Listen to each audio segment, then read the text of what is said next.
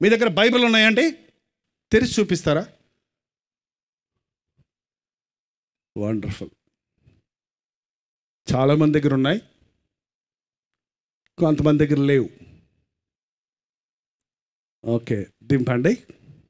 ఈ రోజున చాలామందికి బైబిల్ అనేది ఓల్డ్ ఫ్యాషన్ అయిపోయింది. బైబిల్ పట్టుకొని నడిస్తే ఏమనుకుంటారో మనుషులని సిగ్గుపడే వాళ్ళు తయారైపోయారు. ప్రతి క్రైస్తవుని చేతుల్లో బైబిల్ ఉండాలి అన్నారు భక్త్ సింగ్ గారు. బైబిల్ నీ చేతిలో ఉంటే పాపం నీకు దూరంగా ఉంటుంది అన్నాడు డిఎల్ మూడీ అనే భక్తుడు. బైబిల్ మనల్ని బతికిస్తుందండి. ఈ లోకంలో ప్రవచనాలు, భాషలు, ఈ లోకంలో ఉన్నటువంటి భక్తి ఆచార పద్ధతులన్నీ మారిపోతాయేమో కానీ దేవుని వాక్యం మారదు. ఒక సున్నా అయినా ఒక పొల్లైనా మార్చలేరు ఎవరు కూడా. అందుకనే వాక్యం మీద ఆధారపడాలి మనం. మనుషుల మీద ఆధారపడకండి, బోధకుల మీద ఆధారపడకండి. ఈ రోజున బోధ మారిపోతుందండి. బోధ మనిషి సేవ పెరిగే కొలది బోధ విధానం మారిపోతుంది, బోధ సారం మారిపోతుంది. గమనించండి, సత్యవాక్యమును సరిగా విభజించువాడిగా ఉండాలి. సిగ్గుపడనక్కరలేని పనివాడిగా ఒక బోధకుడు తన పని చెయ్యాలి. నోటికొచ్చిందంతా మాట్లాడటం దేవుని వాక్యం కాదండి. ఈ అంచెదినాలలో అనేక మంది అబద్ధపు ఆత్మ అనేక మంది నోట్లో పెడుతున్నాడు. సాతానుడు బోధ, బైబిల్ బోధకి సాతాను బోధకి చాలా దగ్గర సంబంధం ఉంటుందండి. అసలు సైతాన్ ఎవడరా నాయన అంటే దేవుళ్లాగా ఉండాలనుకునేవాడు. దేవుళ్లాగా తీసేస్తే దేవుడు. వాడికి ఇంకో పేరు ఉంది కదా, ఈ యుగ సంబంధమైన దేవత. ఈ యుగ సంబంధమైన దేవత, ఈ లోకాధికారి, సర్వలోకమును మోసపుచ్చే అపవాది. కాబట్టి బహు జాగ్రత్తగా ఉండాలి. బైబిల్లోని మాటలే ఎత్తి సాతానుడు కూడా బోధిస్తాడు. యేసు ప్రభు దగ్గరికే వెళ్ళి బైబిల్ వాక్యాలను కోట్ చేస్తున్నాడు, గుర్తు చేస్తున్నాడు.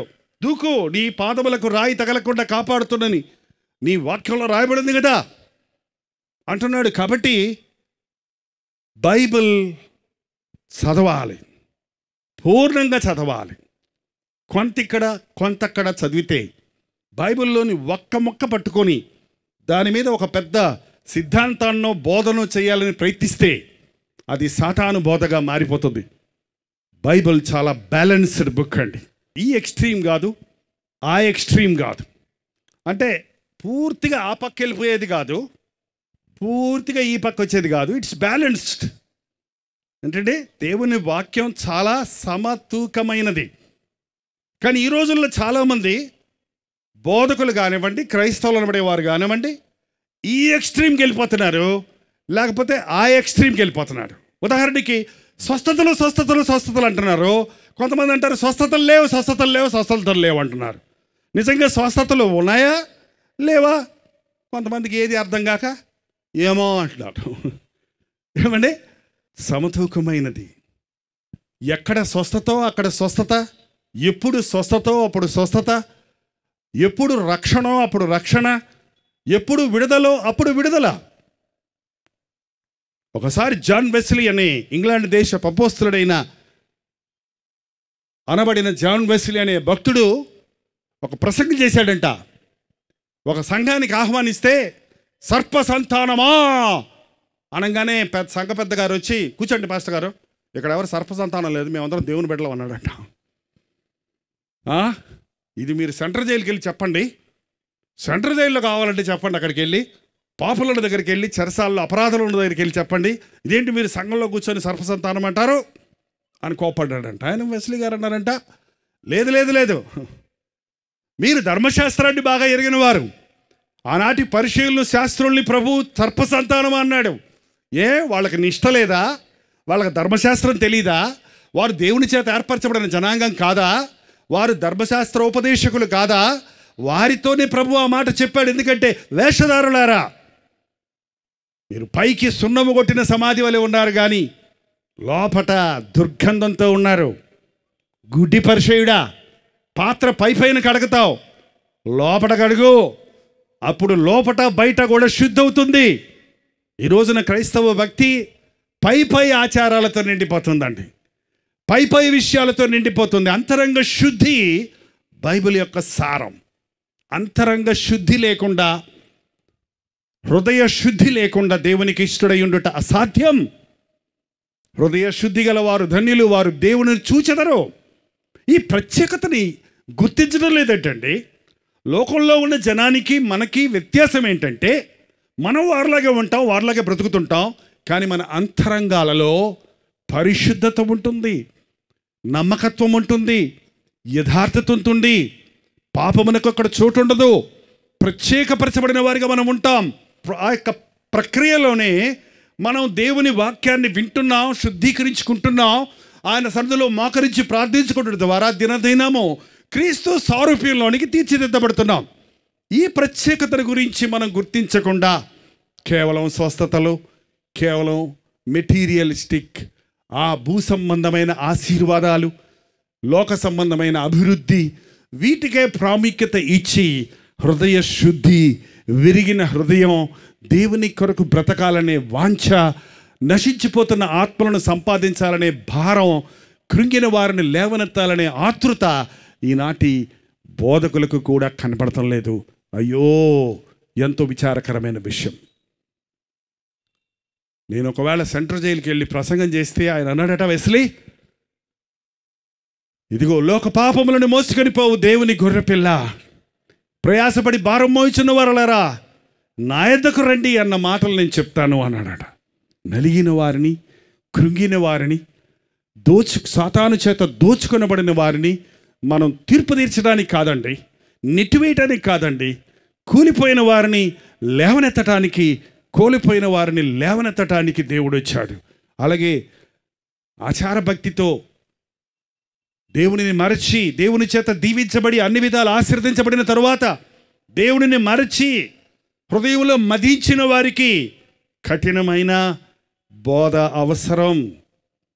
లోక సంబంధమైన ఆశీర్వాదాల కొరకు ఎతికే వారికి, వాటి కోసమే ప్రభువును నమ్ముకున్న వారికి ఉన్నది ఉన్నట్టుగా దేవుని మాట చెప్పకుండా వారిని ప్రోత్సాహపరచడం అనేది వాక్యానుసారమైనది కాదు.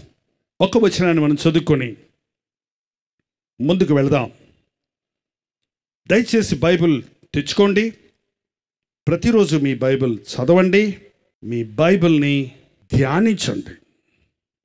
ఆదికాండం నుండి ప్రకటన గ్రంథం వరకు రోజు 3 అధ్యాయాలు, ఆదివారం 5 అధ్యాయాలు చదవండి. ఒక సంవత్సరంలోగా బైబిల్ని ఒకసారి సంపూర్తిగా మీరు చదివి ముగించగలుగుతారు. యెహెజ్కేలు గ్రంథము 13వ అధ్యాయము 19వ వచనం దగ్గర నుండి చదువుకుంటున్నామండి. అబద్ధపు మాటలను అంగీకరించు నా జనులతో అబద్ధపు మాటలు చెప్పుచు చేరుడు యవలకును రొట్టె ముక్కలకును ఆశపడి మరణమునకు పాత్రులు కాని వారిని చంపుచు బ్రతుకుటకు అపాత్రులైన వారిని బ్రతికించుచు నా జనులలో మీరు నన్ను దూషించెదరు. కావున ప్రభువైన యెహోవా ఇలాగు సెలవిచ్చుచున్నాడు, నేను దుఃఖపరచని నీతిమంతుని మనస్సు అబద్ధముల చేత మీరు దుఃఖింపజేయుదురు. దుర్మార్గులు తమ దుష్ప్రవర్తన విడిచి తమ ప్రాణములను రక్షించుకొనకుండా మీరు వారిని ధైర్యపరచుదురు. గనుక మనుష్యులను వేటాడుటకై మీరు కుట్టు గుడ్డలకు నేను విరోధినై వారిని విడిపించదను. మీ కౌగిటిలో నుండి వారిని ఓడబెరికి మీరు వేటాడు మనుష్యులను నేను విడిపించి తప్పించుకొని వచ్చెదను. కొంచెం అర్థం చేసుకోవటం కష్టమే. ఈ వాక్యమును ప్రభు చెప్పమని నాకు ప్రేరేపిస్తున్నప్పుడు నేను దేవునితో గించుకుంటున్నాను. ఇంత పెద్ద సభల్లో ఎంతోమంది ఎంతో అవసరతలో వచ్చిన ప్రజలకి ఇలాంటి ప్రసంగం ఎట్లా చేయమంటావు ప్రభా అని ఇప్పుడు కూడా స్కిప్ చేద్దాం అనుకున్నాను. వేరే ప్రసంగం కూడా రెడీగా ఉంది నా దగ్గర. కానీ ఎందుకో పరిశుద్ధాత్ముడు ఈ విషయాన్ని వక్కాణిస్తున్నాడు ఈ రాత్రి. ఇక్కడ అబద్ధపు మాటలను అంగీకరించు నా జనులతో అబద్ధపు మాటలు చెప్పుచు, అబద్ధపు మాటలు అంగీకరించేవారు, అబద్ధపు మాటలు చెప్పేవారు. అబద్ధపు మాటలు అంగీకరించేవారు, అబద్ధపు మాటలు చెప్పేవారు.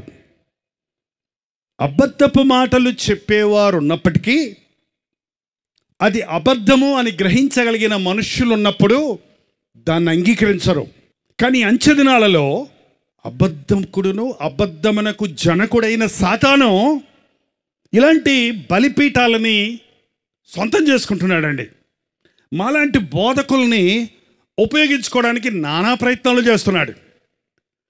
దేవుని మాటలు ప్రకటించవలసిన బోధకుడు దేవుని నామంలో కూడి వచ్చిన జనులకు దేవుని స్పష్టమైన మాటలను, కఠినమైన మాటలను అవసరమైతే చెప్పవలసి వచ్చినప్పుడు కఠినమైన మాటలు చెప్తే ఎవడొస్తాడండి? తీయటి మాటలు చెప్తే గుంపులు గుంపులు వస్తారు. స్పష్టంగా దేవుని మాటను, గుండెలను పగలగొట్టగలిగిన మాటలను, గుండెలో హృదయ రహస్యాలను బయటపెట్టగలిగిన మాటలను, తమ స్థితిని తాము గ్రహించుకోగలిగినట్లుగా దేవుని వాక్యాన్ని ప్రకటించినప్పుడు ఇరుకు మార్గంలో ప్రవేశించేవారు కొందరే.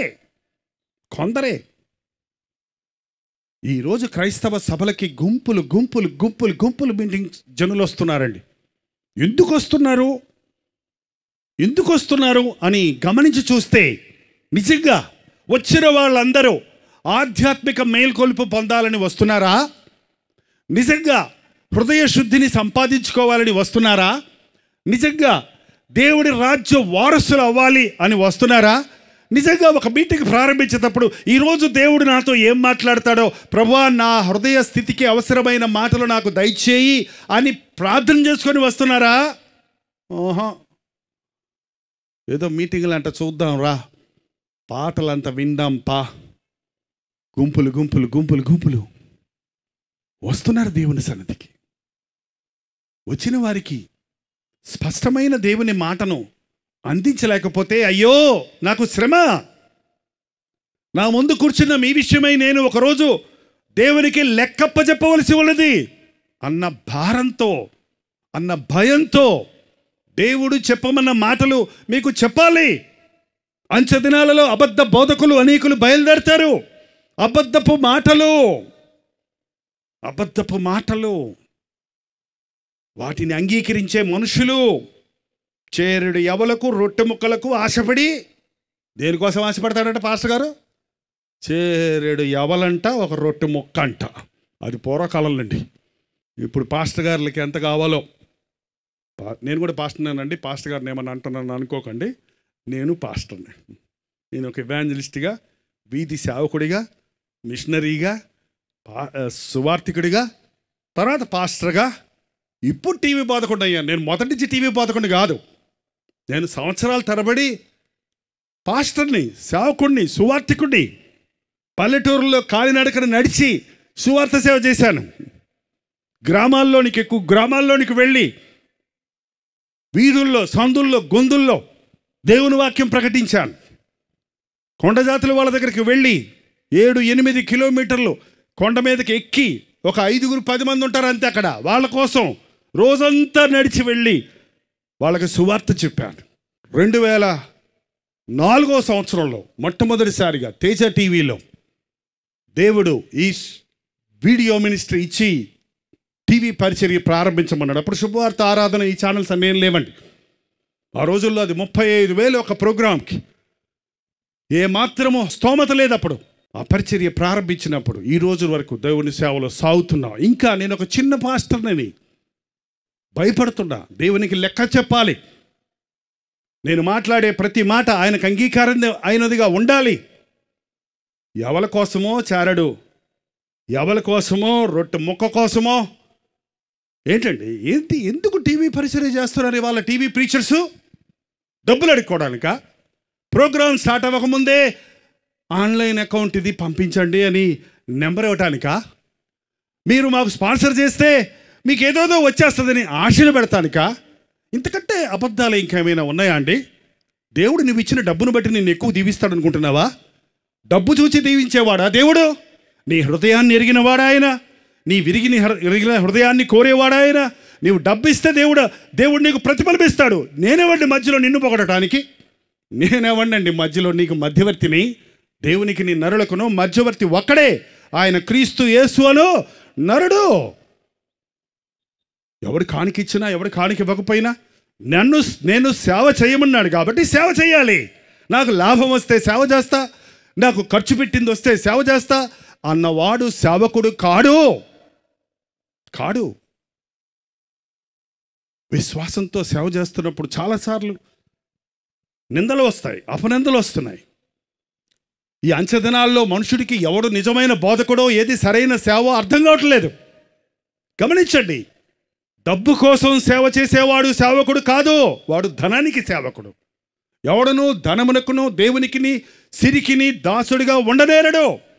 దేవునిని సేవించేవాడు డబ్బు విషయమై లెక్క చేయడు, డబ్బుని ఆశించడు. డబ్బు పెంట పేడ, దాన్ని వెతకను, దాన్ని నేను ఆశించనున్నాడు ఇంగ్లాండ్ దేశపు అపోస్తలుడైన వెస్లీ. తన జీవిత దినాల్లో కొన్ని మిలియన్స్ ఆఫ్ డాలర్స్ డబ్బుని ఖర్చు పెట్టాడు సేవకి. ఆశించలేదు డబ్బుని, కానీ తన చేతుల్లోనికి ఎంతో డబ్బు వచ్చింది. వచ్చిన డబ్బును వచ్చినట్టుగా ఖర్చు పెట్టాడు. ఇది నా సేవలో నేను నేర్చుకున్నది. ఈ చేత్తో వస్తే డబ్బు, ఈ చేత్తో బిల్లు కట్టడమే. చేతులకు అంటుకోదు, మాకు జేబుల్లో దాచుకోవడానికి ఉండదు. అక్కడ దేవుడు ఇస్తే చేస్తాను, దేవుడు ఇవ్వకపోతే ఆగమంటే ఆగుతాం, అంతమటికే. కానీ అడుక్కు తినాల్సిన అవసరం లేదు. ఎవల కోసమో, రొట్టె కోసమో, డబ్బు కోసమో సేవ చేసేవాడు సేవకుడు కాదు. జ్ఞాపకం పెట్టుకోండి. నీ ఆత్మ విషయమై జవాబుదారి చెప్పాల్సిన బాధ్యత సేవకుని మీద ఉంది. నీ ఆత్మను కాయవలసిన బాధ్యత సేవకుడి మీద ఉంది. నీ విషయమై దేవునికి లెక్క చెప్పవలసిన వాడిగా ఉంది. కనుక ఒక తండ్రి తన బిడ్డలను హెచ్చరించినట్లుగా ఒక సేవకుడు తన సంఘాన్ని, తను సంపాదించిన ఆత్మలను హెచ్చరించాలి. ఒక తల్లి తన బిడ్డలను గారవించినట్లుగా ఒక సేవకుడు తన సంఘంలోని విశ్వాసులను లేక తన వాక్యం వినే వ్యక్తులను ఆదరించాలి. పౌలు అన్నాడు, ఒక తండ్రి హెచ్చరించినట్టుగా మేము హెచ్చరిస్తున్నాం, ఒక తల్లి గారవించినట్టుగా మేము గారవిస్తున్నాం. మీ సొత్తు కాదు, నేను మిమ్మల్నే కోరుతున్నాను. చాలామంది అడుగుతుంటారు, మీది ఏ డినామినేషన్ అండి జైపాల్ గారు? ఏ డినామినేషన్ మీరు? ఏం చర్చ్ అండి మీది అని అడుగుతుంటారు నన్ను. ఏమండి, ఏ డినామినేషన్ అనేది డబ్బులకండి. డినామినేషన్లు సంఘాలకి ఎందుకు వచ్చాయో నాకు తెలియదు. కానీ మన దేశంలో కులాల పిచ్చి అయితే ఈ క్రైస్తవులకు డినామినేషన్లు పిచ్చి ఎక్కువైపోయినాయి. ఇప్పుడు ఎంతోమంది వీటి విషయమై పోటీలు పడిపోతున్నారు.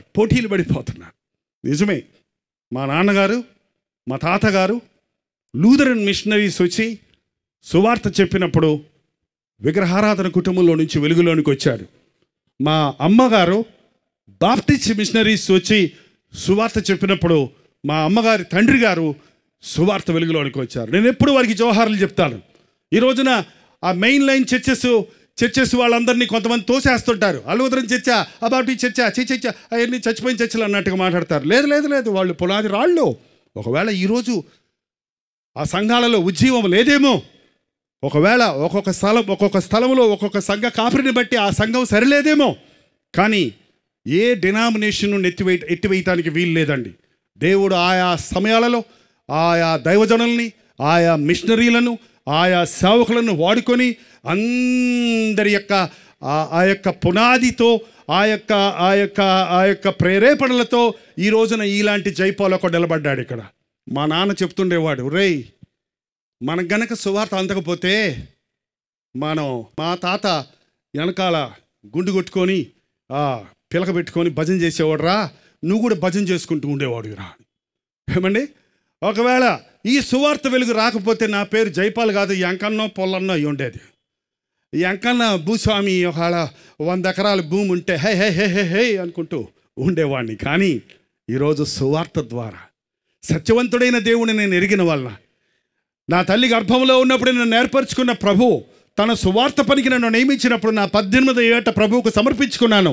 ఈ రోజు వరకు వెనక చూపు లేకుండా, ముందు వెనక్కి ఆగకుండా దేవుని చిత్తములో ముందుకు సాగుతున్నాను.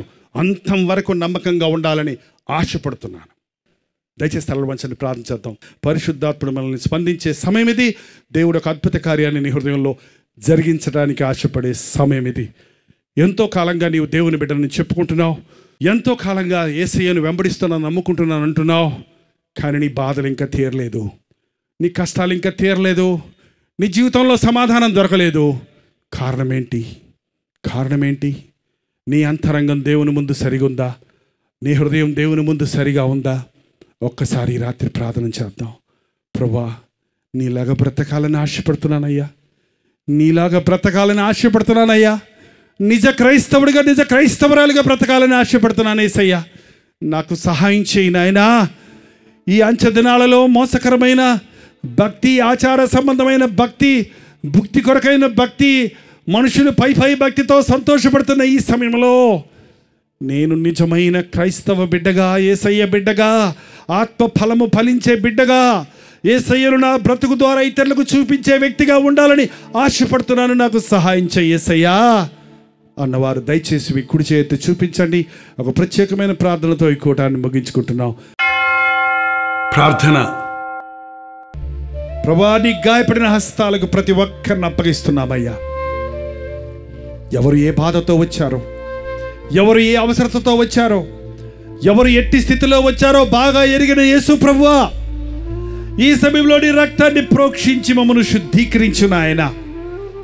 ఇది మొదలుకొని నేను యేసయ్య బిడ్డగా జీవిస్తా, ఆయన సాక్షిగా బ్రతుకుతా, ఆయన నామాన్ని నా జీవితం ద్వారా మహిమపరుస్తా అన్న తీర్మానంతో ఇక్కడి నుండి వెళ్ళడానికి సహాయము చేయి తండ్రి. నీవు కోరుకున్న వారిని, ఏరుకున్న వారిని, నీవు ఆకర్షించుకున్న వారిని రాత్రి ఇక్కడికి తీసుకుని వచ్చావని నమ్ముతున్నాము తండ్రి. అంచెదినములలో దేవుని వాక్యమని కలిపి చెరిపేడి వారితో కాక స్వచ్ఛమైన వాక్యానుసారంగా జీవించే జీవితాలను కలిగి మేము బ్రతుకుటట్లుగా మా ఒక్కొక్కరికి నీ సహాయము చేయి నాయన.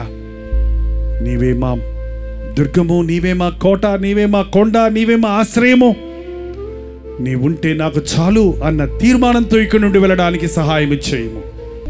యేసు క్రీస్తు నామములో అడుగుచున్నాము తండ్రి. మన తండ్రి అయిన దేవుని యొక్క ప్రేమయు, కుమారుడైన క్రీస్తు యొక్క కృపయు, ఆదరణకర్త అయిన పరిశుద్ధాత్మ యొక్క సహవాసమును కూడి వచ్చిన మనందరికీ ఇప్పుడును సదాకాలమును తోడై ఉండును గాక. ఆమేన్, ఆమేన్, ఆమేన్.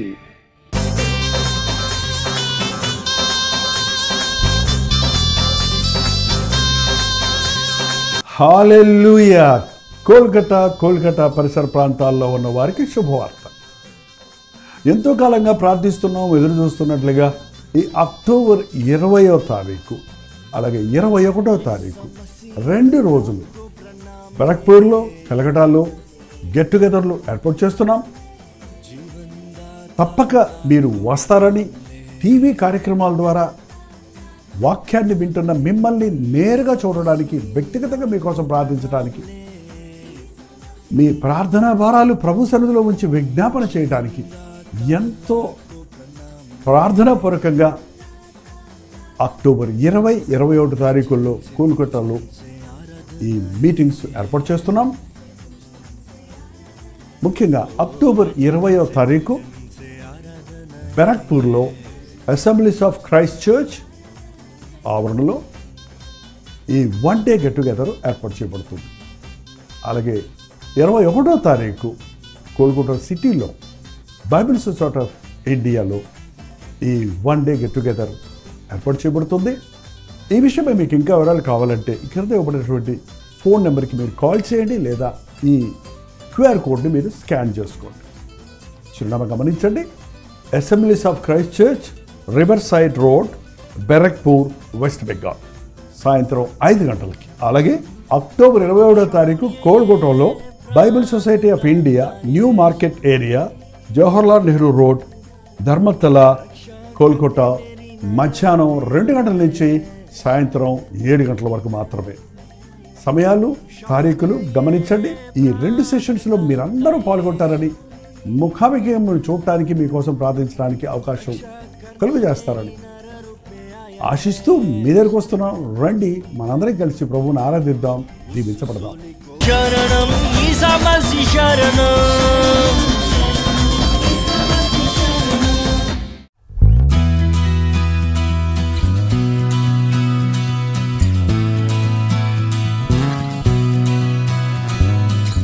హల్లెలూయా. న్యూఢిల్లీ పరిసర ప్రాంతాల్లో ఉన్న వారికి శుభవార్త. ప్రవచితమైతే ఈ నవంబర్ 12వ తారీఖున YWCA కాన్స్టంటియా హాల్లో 1 డే గెట్ టుగెదర్ను న్యూఢిల్లీలో మీ కొరకు ఏర్పాటు చేస్తున్నాం. మధ్యాహ్నం 2 గంటల నుంచి 6 గంటల వరకు, అలాగే 6 గంటల నుంచి 9 గంటల వరకు జరిగే ఈ 2 సెషన్స్ తెలుగువారు, హిందీ వారు, తమిళ వారు మీరు పాల్గొంటారని మనందరం కలిసి దేవుని స్తుతించడానికి, ప్రార్థించుకోవడానికి, ముఖ్యంగా టీవీ ద్వారా, సోషల్ మీడియా ద్వారా వాక్యం వింటున్న మిమ్మల్ని ముఖాముఖిగా చూడాలని, మీకోసం ప్రార్థించాలని, వ్యక్తిగతంగా మీకోసం ప్రార్థించాలని వెళ్ళి వస్తున్నాం. రండి, పాల్గొనండి, దైవాశీస్సులు పొందండి. మరిన్ని వివరాలు కావాల్సిన వారు 8939393939 నెంబర్కి కాల్ చేయండి, లేదా ఈ QR కోడ్ స్కాన్ చేసుకోండి. గుర్తుపెట్టుకోండి, నవంబర్ 12వ తారీఖు న్యూఢిల్లీలో YWCA కాన్స్టంటియా హాల్లో, అశోక్ రోడ్లో ఉన్న హాల్లో ఈ 1 డే గెట్ టుగెదర్ జరుగుతుంది. రండి, మీ స్నేహితుల్ని, బంధువుల్ని అందరినీ కూడా ఆహ్వానించండి. తప్పక వస్తారు కదా.